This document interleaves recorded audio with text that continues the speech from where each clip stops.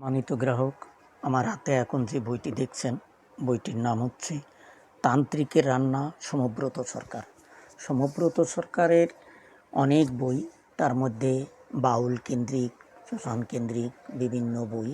তবে এই বইটা তান্ত্রিক সম্প্রদায়ের রান্না, খাবার দাবার বিষয় নিয়ে। এখানে উনি বলেছেন যে গোটা ভারত জুড়ে 3টি প্রধান তান্ত্রিক সম্প্রদায় বর্তমান: গৌড়, কাশ্মীর ও কেরল।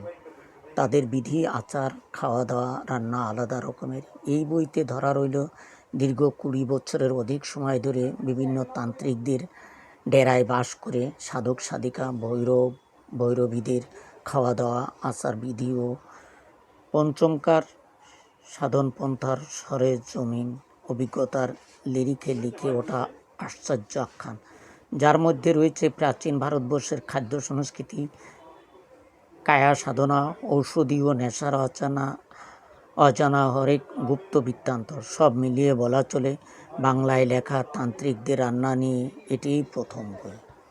সুপ্রিয় পাঠক, বইটি অসাধারণ, আপনারা সংগ্রহ করতে পারেন, আপনাদের ভালো লাগবে। বইটি পাবেন এবং কয়েকজন কনকর্ড এম্পেরিয়াম শপিং কমপ্লেক্স, 4 নম্বর দোকান, কাঁটাবন, ঢাকা 1205।